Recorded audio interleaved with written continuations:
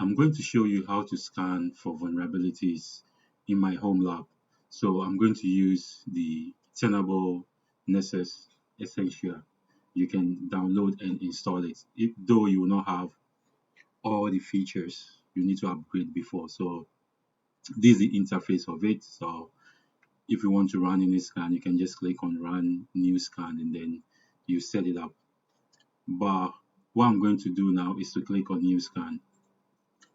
So I'll choose basic network scan. When under vulnerabilities, I'll choose basic network scan.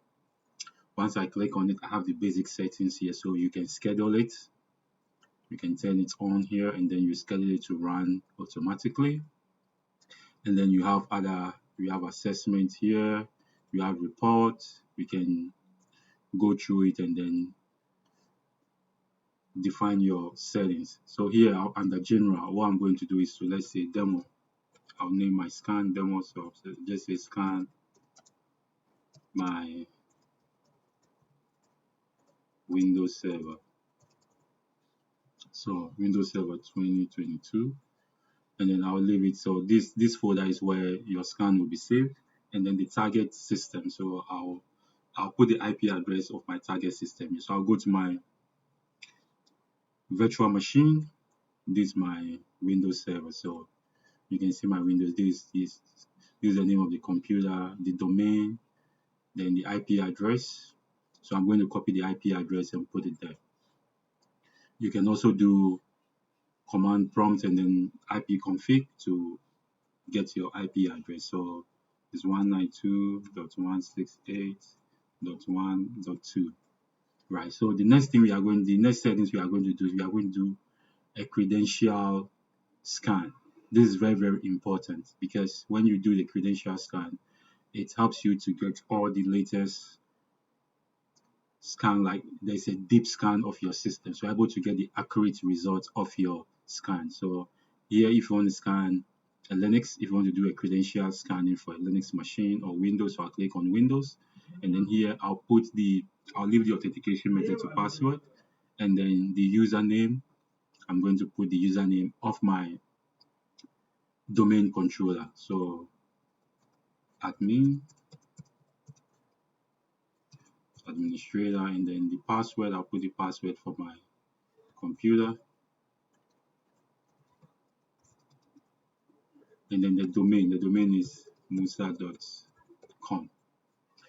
So I'll leave this like that. And then the plugins here. So the plugins basically they do the checking of the system to make sure that the system is not vulnerable or it is vulnerable. So you have to make sure anytime you run a scan, your vulnerabilities, sorry, your vulnerabilities are always up to date because they will give you accurate results. So what I'll do here is to save. Once I click on save, I have my scan created here. So the next thing I'll do is to click on this launch button here. You can click on that or you can check this box. Once I click on the checkbox, you see more at the top here. You can click the drop down menu and then you can click on launch. Right. So what I'm going to do is to click on launch and then we launch this scan. So it is launching. All right, let's see. So our scan is running. If I click on this demo, you can see it has started. So current started at 10 p.m. So let's wait for it to continue running. So basically this Nessus is installed on my host machine, and then I have this machine that is running, that the vulnerability scan is being checked on.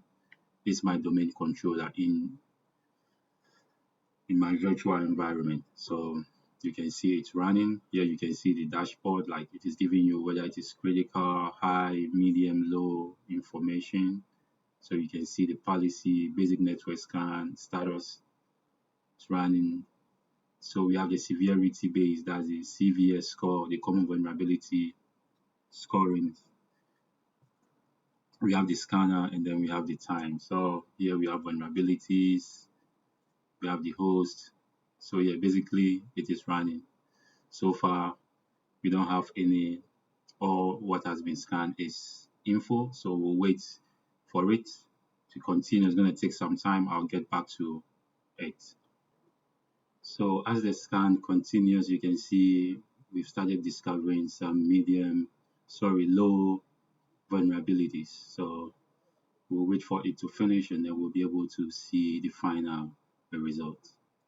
All right, now that our scan is done, now we can see we have, I'll just check this box and then click on this. We can see we didn't have any critical vulnerability.